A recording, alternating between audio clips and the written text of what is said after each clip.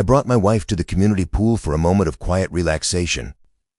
Then the head of the residential committee dispatched her police officer spouse to confiscate my access card right there on the deck. They believed a badge and strong-arm methods rendered them invincible, but they were unaware I operate undercover for a federal agency.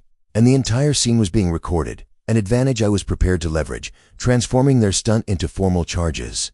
Before we get started, let me know where you're joining from in the comments, and surrender the pass. The cop's aviator lenses glare stark white in the sunlight. Karen Rattler points an accusatory finger as if I've looted the swimming facility. I'm Tim Danson. I smile, slip my key fob into my pocket, and raise a credential he never anticipated. Every head swivels. Cranston County is on the verge of getting very noisy. 10 minutes prior, I was floating on my back, a paperback novel propped over my face, maintaining the facade of a mild-mannered software engineer. It was a solid cover, dull, believable, and it gave me a reason to ignore the other residents. My wife, Laura, was reclining on a lounger beside me, sunglasses on, perfectly embodying the role of a tech professional's charming partner. She nudged my foot with hers. "You're not deceiving anyone, you know," she murmured, eyes still closed. "You haven't turned a page in 10 minutes. You're psychologically profiling the lifeguard." I peeked out from beneath my book. Marcus, the lifeguard, a teenager with more sunscreen on his nose than conviction in his spirit, was anxiously monitoring a small child who was perilously close to attempting a cannonball in the shallow end. "Merely evaluating potential risks to domestic peace," I said. "That child has a dubious glint in his eye," Laura snorted. "The only dubious glint around here belongs to Karen Rattler." I shifted my gaze. There she was, the self-crowned monarch of our little domain, holding court beneath a vast umbrella. Karen Rattler, residential committee chairperson, a woman who appeared to press her swimwear. Every gesture was measured. Every utterance felt pre-approved for imaginary minutes. Beside her, posturing like a bulldog in swim shorts, was her husband, Officer Rick Rattler. He wasn't on duty, but you'd never guess. He possessed the cop strut, the reflective sunglasses, the stance designed to occupy more space than he was physically allotted.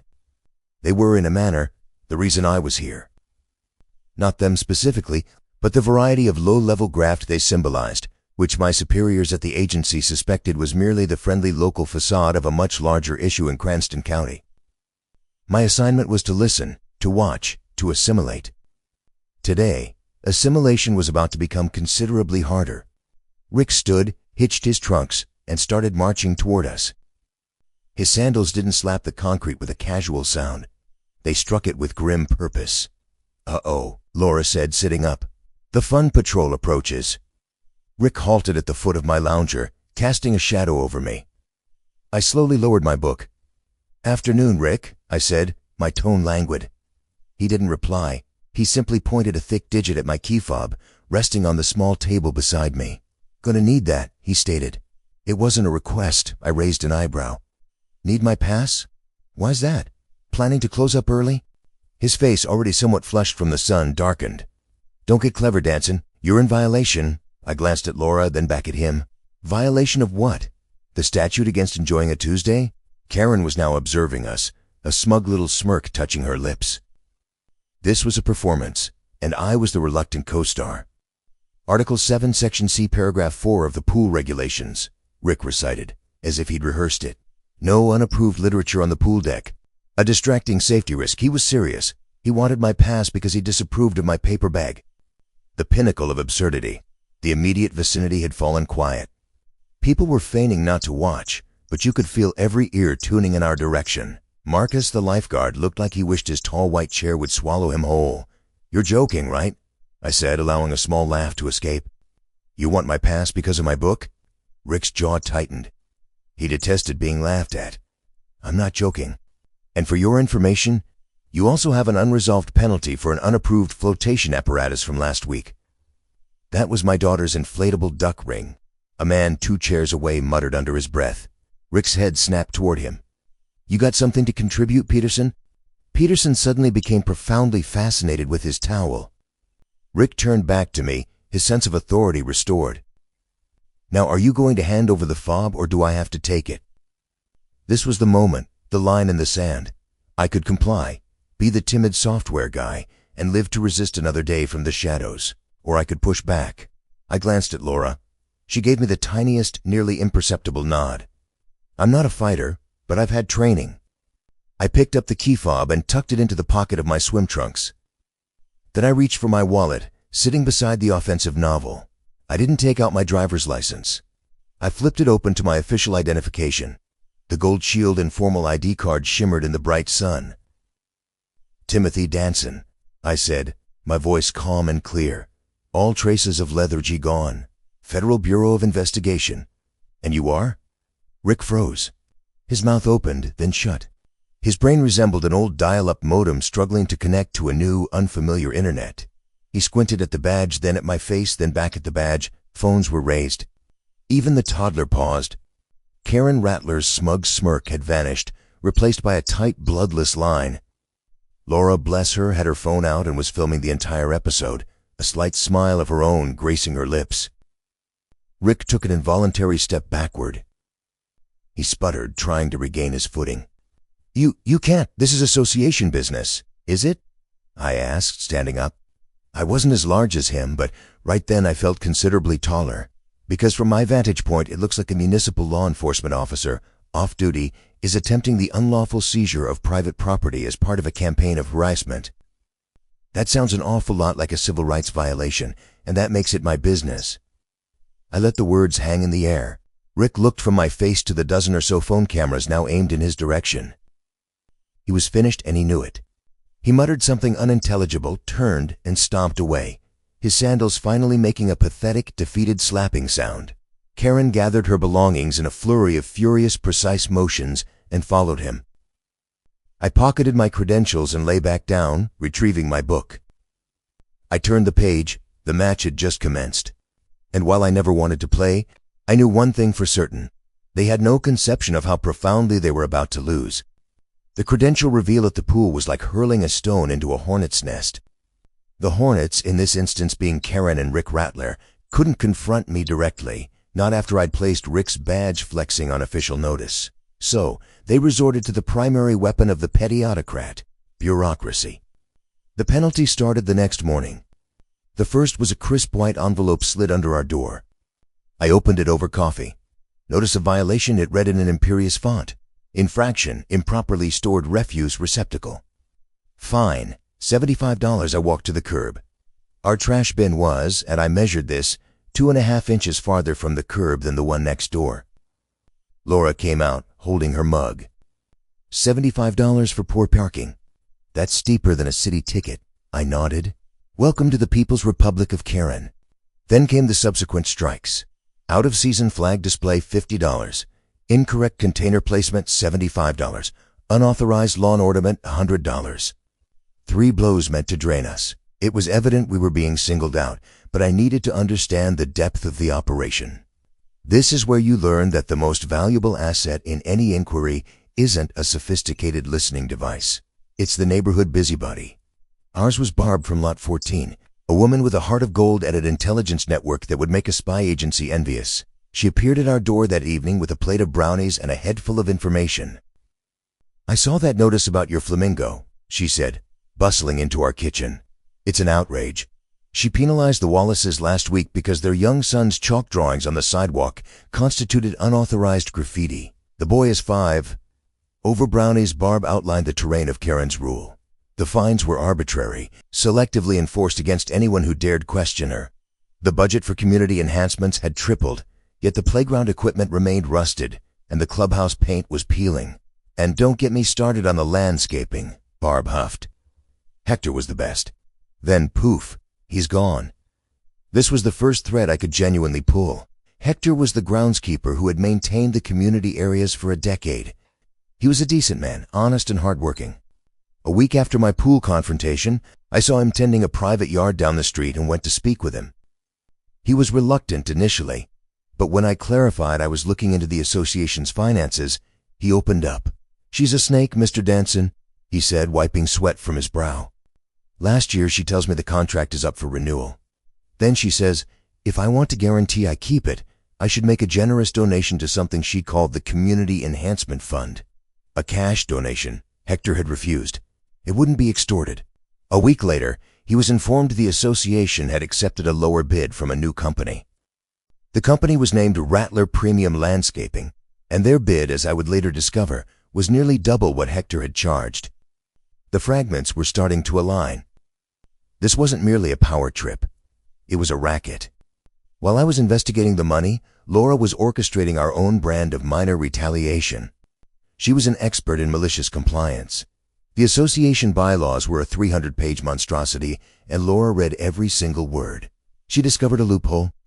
While there were stringent rules on the color of your house, your mailbox, and even your flower beds, there was no mention of footwear. Thus began the Great Beige Sandal Uprising. Laura issued a call on the neighborhood's unofficial social media page. The following Saturday at the pool, it was a sea of tan. Dozens of residents, all weary of Karen's tyranny, appeared wearing the most mundane, technically compliant sandals imaginable. It was a silent, absurd, magnificent protest. Karen fumed and could do nothing. She couldn't issue a fine for uninspired footwear. Tragic, truly. Her pen appeared bored. Rick attempted his usual intimidation tactics, strutting around the pool deck making snide remarks. "Nice shoes, dancing," he sneered as he passed me. "You all get them at the same retirement home?" Laura, without missing a beat, called out from her chair. "Careful, Rick, your insecurity is showing. Is that a violation of the emotional harmony clause?" He shot her a venomous glare and retreated to Karen's side. We were winning the minor battles, the morale skirmishes. But Hector's account stayed with me. The fines were an irritant, a method to bully and control.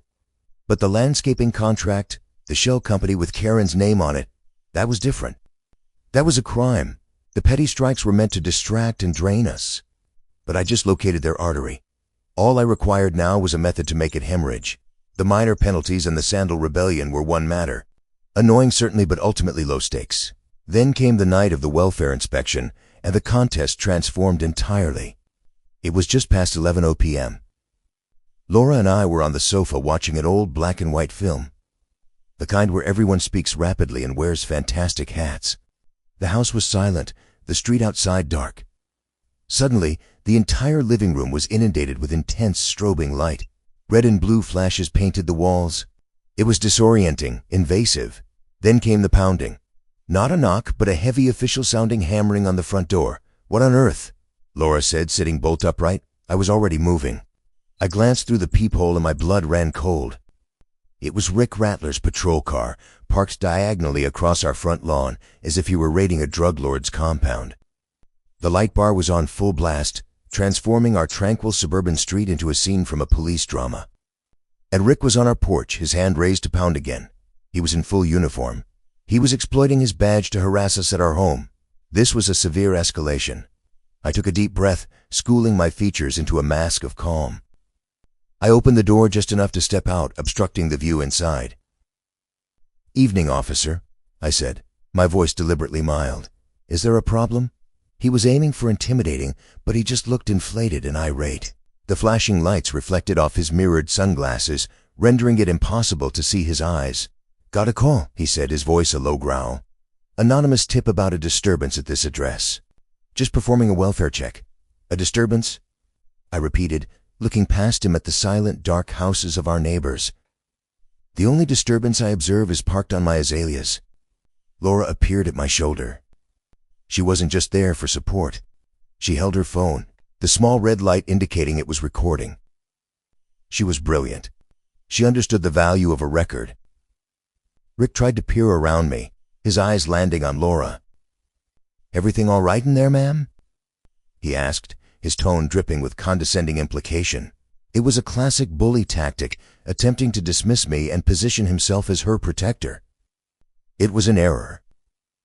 "Everything was perfectly peaceful, officer," Laura said, her voice sharp and clear, easily captured by the phone's microphone. "We were watching a movie, but now my lawn resembles a landing strip for a UFO, so my welfare is taking a bit of a nosedive." "Actual emergency, or did you burn 50 grand in lights to check our pillow fluff?" Rick's face tightened. He was unaccustomed to being challenged, especially by a civilian and certainly not by a woman. He advanced a step, trying to use his physical presence to push me back into my own home. "I need to come inside," he said. "Standard procedure." "No," I said. The word was quiet, but it halted him cold. I didn't raise my voice. I didn't need to. I stepped fully onto the porch, pulling the door closed behind me. The space was confined, forcing him to meet my gaze. "You are not entering my house, Rick." I used his first name, stripping away the authority of his uniform. "You have no warrant. You have no probable cause. You have an anonymous tip that we both know originated from your wife's cell phone. You were on my property under false pretenses in an official capacity for the sole purpose of intimidating my family. This is harassment." I let a portion of the mask slip. I let him see the federal agent, the man who deals with individuals far more dangerous than a corrupt suburban cop on a power trip. My voice dropped even lower, becoming flat and cold. "This is the first and only time I will tell you this. Get in your car. Turn off your lights. Get off my lawn. Do not ever come to this house again unless you are serving a warrant signed by a federal judge. If you do, I will personally file a complaint with your superiors, the state police, and the Department of Justice that will terminate your career. Do you comprehend?" For a long moment he simply stood there, the flashing lights washing over his face. I could see the gears turning in his head. His bully instincts were urging him to push, to escalate. But some small self-preservation part of his brain was screaming that he had picked a fight with the wrong individual. He saw the look in my eyes and knew with absolute certainty I was not bluffing. The swagger deflated from him like air from a cheap balloon. He didn't utter a word. He just turned, walked down the steps, got into his cruiser, and drove off, leaving tire tracks in our grass. The sudden silence and darkness were a relief. Laura released a long, shaky breath and leaned against the doorframe. "Okay," she said, finally lowering her phone. "That was intense, and also incredibly attractive. My champion." I managed a small smile, the adrenaline beginning to fade. "Just being a good neighbor." "No," she said, her expression turning serious as she looked at me. "You just drew a line in the sand with a stick of dynamite, Tim. They understand we're not just going to pay the fines and disappear now." She was correct. I had revealed my teeth. I had warned him off. But I understood people like Rick and Karen. They wouldn't withdraw. They would simply regroup and find a new method to assault. The game had just become real, and our quiet little street no longer felt secure. My professional inquiry into Cranston County had just evolved into a personal mission to safeguard my own home. The botched welfare check clearly instructed the rattlers that direct intimidation wouldn't work on us. So they altered tactics. They decided to strike us and everyone else they deemed an enemy where it truly hurt, in the heart of a scorching summer. Pool access. An email circulated from the association announcing a compulsory security system upgrade. Effective immediately, all resident key fobs had to be re-verified and reactivated in person at the pool entrance. The timing, a sweltering Friday afternoon, was intentional. It was a demonstration of force designed to cause maximum inconvenience and public shame. The first call came from Barb from Lot 14. She sounded frantic. "Tim, you need to get down here. It's a catastrophe. They're turning people away. They told the Millers their account was delinquent and deactivated their fobs right in front of everyone. Their children are weeping. This was it. A public purge." Laura and I looked at each other. "Time for the opposition to mobilize," she said, grabbing her phone and a sun hat. I'd already laid the groundwork. After the welfare check, I'd spoken to a half-dozen of the most frequently penalized families. I told them that if the rattlers ever executed a maneuver like this, they shouldn't argue. They should simply observe, wait, and record. When we arrived at the pool, it was precisely as Barb described. A line of frustrated families snaked back from the gate. At a folding table sat Queen Karen, a laptop open before her, a clipboard in hand. Beside her stood Rick, arms crossed over his chest. He wasn't in uniform, but he wore a black polo shirt with the words security embroidered on the breast. He was acting as her personal enforcer. As families reached the front of the line, Karen would tap at her keyboard, put on a fake pout of sympathy, and say something like, "Oh dear, it seems you have several outstanding conduct penalties. I'm afraid I can't reactivate your fobs until those are settled in full." People were arguing, pleading, but Rick would just step forward and say, "You heard her. Step aside. Next." It was a naked power grab, and it was effective. That is, until we arrived. Laura immediately shifted into correspondent mode, her phone held high. She initiated a live stream to the private neighborhood social media group, providing a running commentary. "Good afternoon, Cranston residents. Laura Dancing here reporting live from Checkpoint Charlie, where our esteemed leader is currently conducting a loyalty test. The price of admission today appears to be your dignity and your wallet.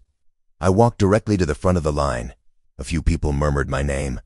I'd become the reluctant symbol of the resistance. Rick saw me approaching, and a grim smile touched his lips. He believed this was his moment for retribution. He stepped forward to block my path. Dancing, he grunted. End of the line. I ignored him and addressed Karen directly. Karen, what's all this about? She gave me a saccharine sweet smile. Just a necessary security update, Tim. We have to ensure only members in good standing have access. She looked down at her clipboard. And speaking of which, it seems you have a new penalty on your account. Oh? I said, feigning surprise. What for this time? Is Fernando the Flamingo hosting an unlawful gathering? Very amusing, she said, her smile not reaching her eyes. It's a community conduct violation for uncooperative behavior with an officer performing his duties. It was assessed this morning.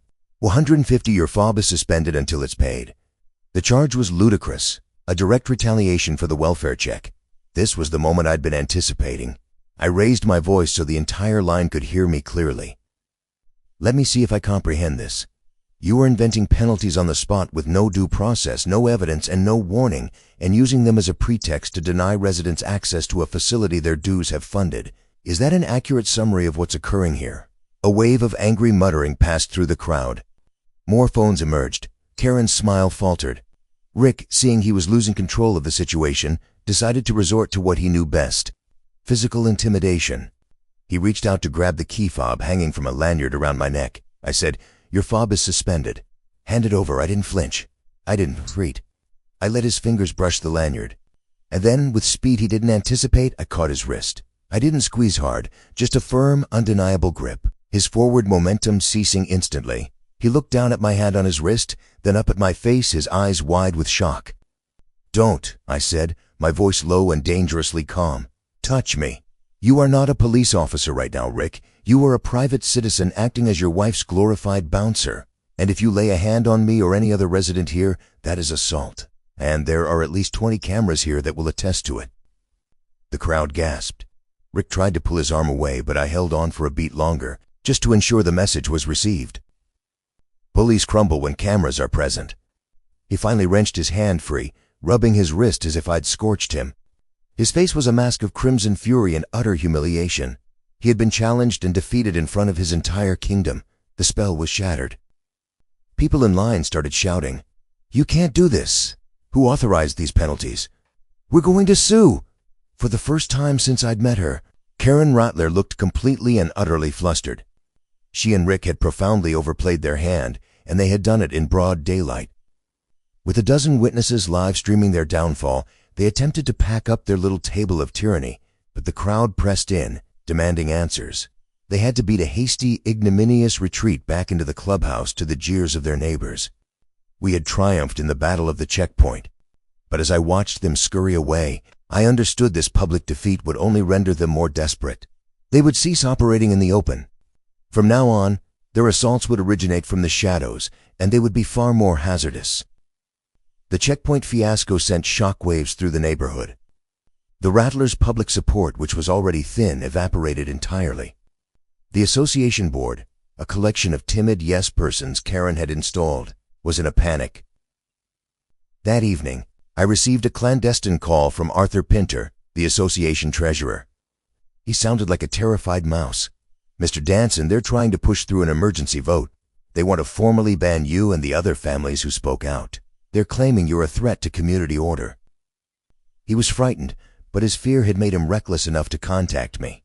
He was my entry point. Public sentiment is pleasant. Evidence is superior. Arthur, as treasurer, emailed written consent to preserve association records and texted the cabinet code. The pool's control box was the ledger. That system didn't merely open the gate. It was a server that logged every fob entry, tracked every penalty issued, and processed every payment made through the association's online portal. It was the digital ledger of their entire corrupt operation. I required a copy of that server's hard drive. Late that night, long after the last house on the street had gone dark, I donned dark clothing and slipped out my back door. This now connected to the larger case, and I was finished playing defense. I reached the pool area and easily scaled the rear fence. The cabana, A small structure housing the changing rooms and the server closet was secured with a cheap lock. It took me less than 10 seconds to pick it. Inside, the server was humming away in a small metal rack. It was a simple setup, nothing advanced. I pulled out my cloning device, a piece of agency tech that could create a perfect bit-for-bit copy of a hard drive without leaving a digital trace. I plugged it in. The small screen illuminated. Cloning in progress. Estimated time, 20 minutes. 20 minutes is an eternity when you're somewhere you're not supposed to be. I killed my flashlight and waited in the darkness, listening. After about 10 minutes, I heard it. A faint scraping sound emanating from behind the main clubhouse near the utility hookups. My senses shifted to high alert. I crept to the cabana window and peered out. 2 figures were silhouetted against the faint glow of a streetlight. One was bulky and unmistakable, Rick Rattler. The other was a large, powerfully built man with a shaved head, whom I recognized as the proprietor of Rattler Premium Landscaping. They were at the main network and power junction box for the entire pool facility. Rick had a crowbar and was prying the cover off. My blood ran cold. They weren't merely trying to ban us. They were going to annihilate the evidence. They were going to sever the power and data lines to the cabana, hoping to fry the server and make it resemble a random act of vandalism. My cloning device was only halfway complete. I couldn't let them succeed. I unplugged the cloner, I'd have to be content with a partial copy if it came to it, and slipped out the cabana's rear. I used the shadows to circle around the clubhouse until I was just a few feet from them, concealed behind a tall row of hedges. "You certain about this, Rick?" the landscaper asked, his voice a low rumble. "This feels a bit extreme." "Just cut the green-striped cable," Rick grunted. "Danson's a fed. We erased the server before he obtains a warrant." My concealed microphone captured every word. That was it. A confession, plain and simple. It was time to make my entrance. I stepped out of the shadows. "Experiencing some technical difficulties, gentlemen?" They both jumped, spinning around. Rick's face transitioned from surprise to pure rage at a heartbeat. "Dancing! You're trespassing." "That's rich coming from the individual with the crowbar and wire cutters," I shot back. "Looks to me like you're the one committing a felony." He didn't bother with words. He just charged, a wordless roar erupting from his throat. It was a sloppy, telegraphed assault. I sidestepped him, but his landscaper associate was more cunning. He came at me from the side. I'm no brawler, but I've trained. I blocked his punch, used his own momentum to throw him off balance. He stumbled sideways and crashed hard into the stucco wall of the clubhouse, sliding to the ground with a groan. Rick swung wildly. One blow grazed my cheek. White flash blood. I blocked, twisted his wrist, pinned him. "Got you, Rick. 10 seconds. Slippery concrete saved him, not skill. In a burst of adrenaline-fueled strength, he stomped down hard on my instep. The pain was sharp, and my grip loosened for just a fraction of a second. It was sufficient. He wrenched his arm free, spun, and shoved me with all his weight. I stumbled backward, my feet tangling in a stray pool noodle left over from the day's activities. I went down hard on the concrete. My head bounced once. For a sickening second, all I could see was the sole of his boot swinging toward my face. Suddenly, the entire world ignited. A car alarm began to shriek, a piercing, relentless sound.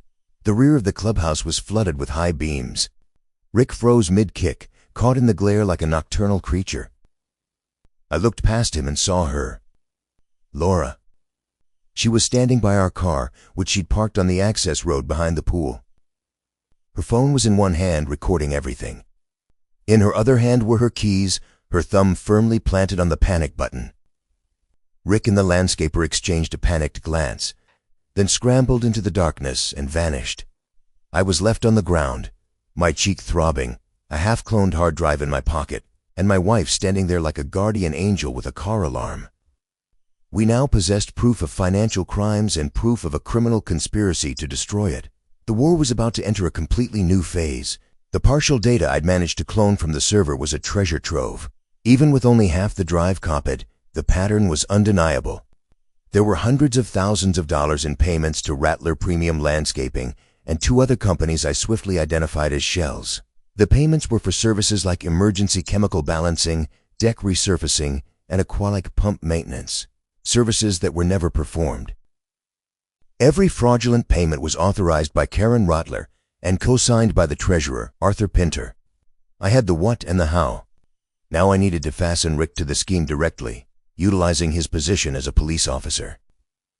It was time to set a trap. I required a perfect piece of bait, something so tempting their avarice would overwhelm their caution. With my team at the agency, we drafted a counterfeit request for proposal. It was for a massive county-funded, community-wide integrated security system, a contract worth hundreds of thousands of dollars. We made it appear as a limited invitation-only bid, an inside track to a huge payday. The delivery system for this Trojan horse was the terrified treasurer, Arthur Pinter. I paid him a visit. I didn't threaten him. I simply laid out a few of the fraudulent invoices on his dining room table and said, "The district attorney is going to want to know why your signature is on these, Arthur. You can either be a witness or a co-conspirator. The choice is yours," he capitulated in less than a minute. He was a weak man, not an evil one, and he was desperate for an escape route.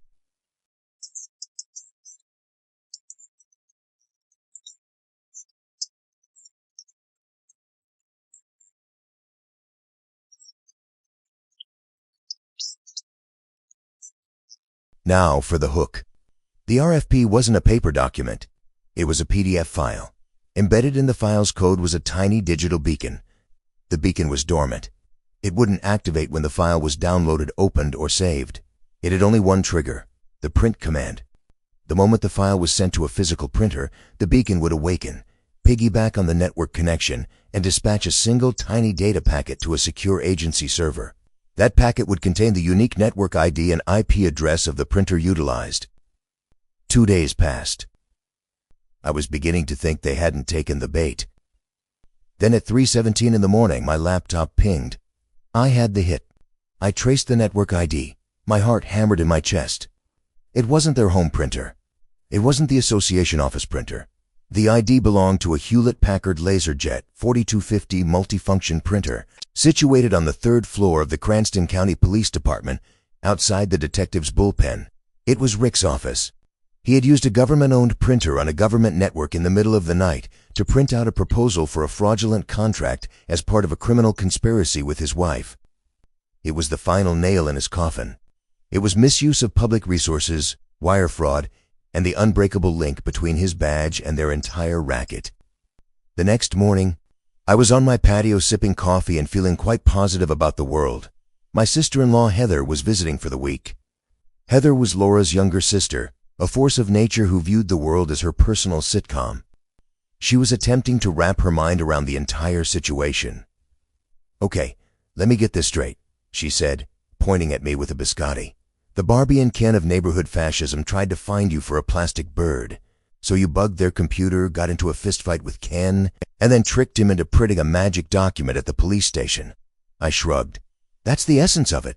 She shook her head in awe. "Tim, I always thought you were just a dull computer guy. You are like the nerdiest, most passive-aggressive secret agent in history. It's magnificent." Laura, who had been listening with a grin, reached over and patted my hand. "He's my nerdy secret agent," she said proudly. The moment was interrupted by my phone ringing. It was Arthur Pinter, and his voice was trembling with panic. "She knows something is amiss," he whispered frantically. "I don't know how, but she's spooked. She's called an emergency association forum for the 4th of July. She's put a motion on the agenda to approve an immediate replacement of the outdated and malfunctioning pool control system. She's going to erase the server, Tim. She's going to destroy the original evidence." I looked at Laura. The easy part was over. We had the proof we required to incarcerate them. But Karen didn't know that. She was making one last desperate move to conceal her tracks. She believed she was erasing the past, but all she was doing was setting the stage for our final confrontation. The 4th of July arrived with a blast of heat and humidity. The neighborhood was a patriotic explosion of flags, bunting, and the aroma of charcoal grills. But for us, a different variety of fireworks was planned. Karen's emergency forum was a transparently cynical maneuver, scheduled for the late afternoon at the clubhouse, a time when most families would be preoccupied with barbecues and preparing for the evening's fireworks display. Her objective was to have as few people as possible witness her final power grab. Her plan, as Arthur had outlined, was to use the vandalism that Rick himself had committed as a pretext. She would declare the pool's electronic control system a security risk and ram through a vote to have it replaced. The replacement process would, of course, involve a complete, forensically sound wipe of the existing server's hard drives, annihilating the primary evidence of her crimes forever. She believed it was clever, but we were prepared for her. My federal team was on standby a few blocks away. I had already briefed Internal Affairs Detective Miller on Rick's midnight stunt. IA had flagged him. They were staged nearby for my signal. Laura and I entered the clubhouse to a scene of curated support. The room was half empty, populated only by Karen and Rick's most loyal adherents, those who benefited from her favoritism. Barb from Lot 14 was there, of course, seated in the back row like a resistance operative, giving us a covert thumbs up. Arthur Pinter sat near the front, looking pale and sweating profusely, avoiding eye contact with everyone. Karen, dressed in a crisp white pantsuit, stood at the podium and launched into her speech. It was a masterclass in manipulation, weaving together terms like safety, security, and fiscal responsibility to justify her proposal. She marketed fear like raffle tickets, and her row of cronies purchased 2 each. "Due to the recent unfortunate act of vandalism," she said, her voice filled with fake solemnity, "our community's electronic systems have been compromised. We simply cannot risk a data breach. Therefore, with a heavy heart, I am proposing an emergency expenditure to replace the entire system immediately." She called for the vote. Rapid hands, no form account. My watch read 6:56 p.m. The logs auto-archived at 7:04 minutes. "The motion passes," she declared, banging a small gavel on the podium. "The system will be decommissioned immediately for the protection of our residents." With the vote secured, she and Rick didn't waste a second. They strode purposefully from the podium toward a door at the room's rear, the one leading to the pump room where the main server rack was housed. They were going to wipe the drive right then. They hadn't accounted for Laura. While Karen was delivering her speech, Laura had quietly slipped out a side exit. She had a role to perform in this piece of theater. As I watched Karen and Rick reach the pump room door, I saw Laura through the large clubhouse window. She was standing next to the big red fire alarm pull station on the exterior wall. She caught my eye, gave me a sharp, determined nod, and pulled the lever down with all her might. The effect was instantaneous and glorious. A deafening alarm blared through the building. Emergency strobes began to flash, bathing the room in a frantic, pulsating light. In the main hall, the overhead sprinklers activated, drenching Karen's bewildered supporters, who began to scramble for the exits in confusion. The alarm was our signal. It was the starting gun. Through the chaos, I saw Karen and Rick frozen in the pump room doorway. They were trapped. Their plan had been derailed. They exchanged a panicked look. For a moment, I thought they might bolt, but their greed and desperation prevailed. They ducked inside the pump room, pulling the heavy steel door shut behind them. They were going to attempt to finish the job before the fire department or whoever else arrived. They believed the alarm was a random bit of misfortune.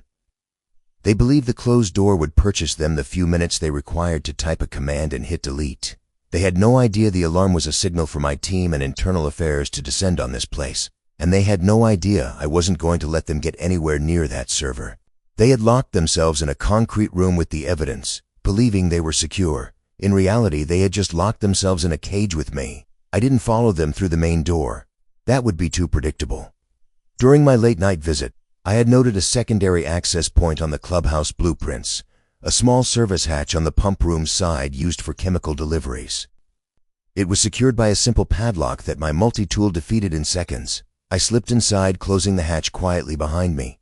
The pump room was a sensory assault. The air was thick with the humid metallic scent of chlorine and ozone. The massive circulation pumps throbbed with a deep, vibrating hum that you felt in your teeth. All of it was underscored by the shrieking wail of the fire alarm. The concrete floor was slick with moisture. Karen was at the server rack, a laptop precariously balanced on a drum of muriatic acid. A cable snaked from her laptop to the server's console port. She was typing furiously.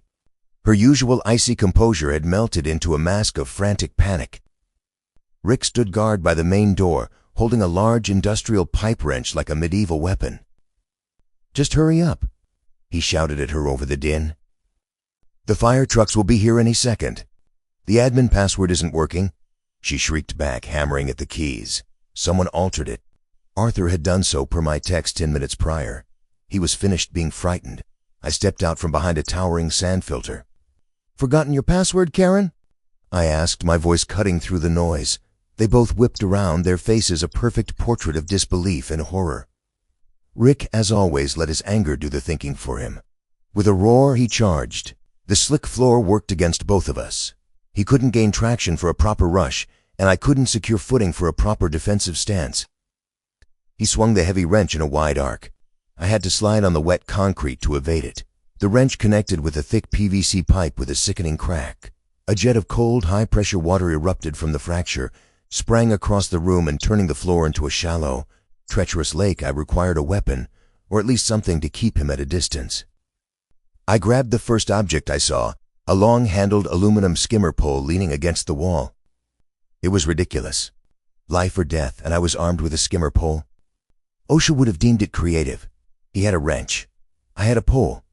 We slipped and swung. His weight, my reach. I wasn't trying to win. I was just trying to run out the clock. While Rick and I were having our slapstick duel, Karen made a desperate move. She abandoned the laptop and lunged for a large gray breaker box on the wall. She was going to kill the power, hoping the sudden surge or shutdown would corrupt the hard drives. "Keep him occupied, Rick," she screamed, yanking the heavy metal door open.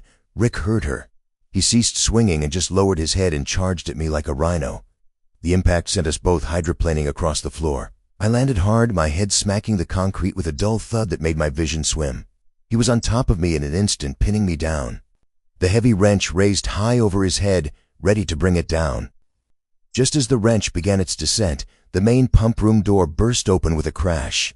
Not the fire crew.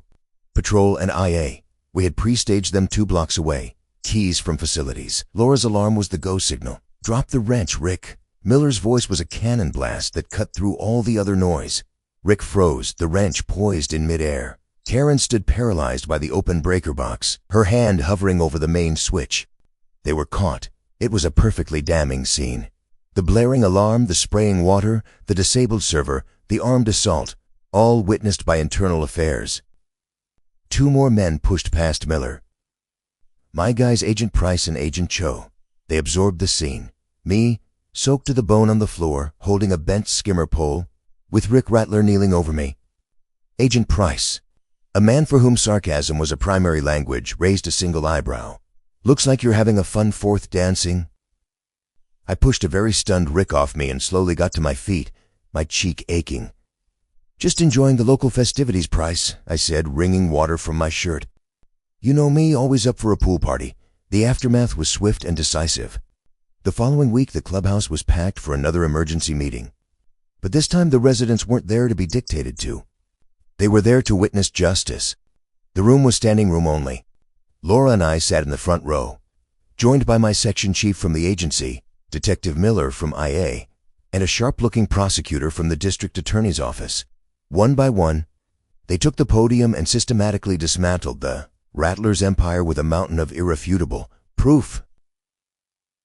The prosecutor started by projecting the association's financial records from the clone server drive onto a large screen. He walked the stunned residents through the labyrinth of fake companies and inflated invoices, showing in stark, undeniable detail how Karen and Rick had embezzled over $150,000 from their own neighbors. The room was filled with angry, disbelieving murmurs. Then he played the audio of my conversation with Hector, the groundskeeper they'd attempted to shake down. Hector was in the audience, and when his voice filled the room describing Karen's demand for a donation, a spontaneous round of applause broke out for him. Next, Detective Miller took the stage. He detailed the official charges against Rick: misuse of public property, evidence tampering, conspiracy, and assault. He held up a clear plastic evidence bag containing the mangled remains of the printer cartridge from Rick's precinct. "Officer Rattler utilized public resources to further his criminal enterprise," Miller said, his voice ringing with authority. "He has been suspended without pay, and the department has recommended his immediate and dishonorable termination." The applause this time was thunderous. Then came the star witness, Arthur Pinter. The timid treasurer walked to the podium, his hands shaking, but his voice when he spoke was clear and steady. He confessed his role, explaining how Karen had threatened and coerced him into signing the checks. Then, in a moment of pure courtroom drama, he produced a small black ledger. It was his own private record of every fraudulent transaction, with dates, amounts, and notes. He handed it to the DA. It was the final nail in the coffin. The prosecutor concluded by playing Laura's videos. The checkpoint sting, the midnight welfare check, demonstrating the Rattler's pattern of harassment and abuse of power. Finally, he announced the charges. Fraud, embezzlement, conspiracy. Civil action followed to reclaim the funds. No television drama, just handcuffs, paperwork, and restitution. Finally, my superior stood and delivered the coup de grace. He announced that due to the complete breakdown of governance, the court had dissolved the current board and placed the association under a court-appointed monitor. A full audit was now underway with a clean election to follow. The room erupted. It was a catharsis, a release of years of pent-up frustration and fear. People were cheering, embracing, shaking our hands. Barb from Lot 14 was on a chair, leading a chant of "No more Karen." It was over. We had won. We had proven that a folder full of receipts and a few courageous people speaking the truth were, in the end, far more powerful than any bully with a badge or a gavel. But as the celebration swirled around us, I looked out at the faces in the crowd. The legal battle was finished. But the damage to the community, the mistrust and division, would require much longer to heal. The genuine victory wouldn't be in a courtroom. It would be in seeing if we could become neighbors again. A month can make all the difference. The early morning August air was cool and still as I walked through the open gate of the community pool. The water was a placid, perfect mirror of the dawn sky. This was our new ritual, born from the ashes of the old regime, the Dawn Swim Club. A handful of us, those who had been on the front lines, would meet before the world awoke. No regulations, no guards, just the quiet solidarity of shared victory. I slipped into the bracingly cold water, the shock of it washing away the final traces of sleep. Barb from Lot 14 was already there, gliding through the water with the grace of a woman half her age. The Wallace family, once penalized for their child's sidewalk art, were laughing quietly with their kids in the shallow end. Arthur Pinter, the formerly terrified treasurer, floated on his back, a serene smile on his face. He looked like a new man. My official work in Cranston County was concluded. The Rattlers case had cracked open a much wider network of corruption, leading to several more arrests within the county government. My superiors had offered me a transfer, a promotion, but Laura and I had discussed it and realized this place, this chaotic, infuriating, wonderful neighborhood, had become our home. We were staying. The court-appointed monitor, a no-nonsense woman with an accountant's soul, had been a whirlwind of righteous efficiency.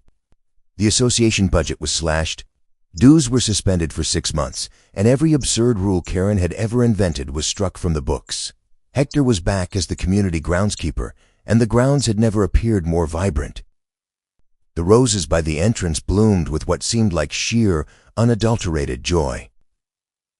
The restitution checks had started arriving, funded by the court-ordered seizure of the Rattlers' assets. Their house, their boat, their second car, all liquidated. The proceeds poured back into the community fund they had so brazenly plundered. Laura arrived with 2 steaming mugs of coffee and sat on the pool's edge, her feet trailing in the water. "Heather sends her love," she said, handing me a mug. "She's designed a t-shirt that says, 'I survived the HOA war, and all I got was this lousy flamingo.' She wants to know if we believe they'll sell." I laughed, taking a sip of the hot coffee. "Tell her to print 1,000. We watched the sun climb higher, its rays glinting off the water. Then a splash of color caught my eye. On the far side of the pool deck, a lone figure was on her hands and knees, scrubbing the grout between the tiles with a small, stiff brush.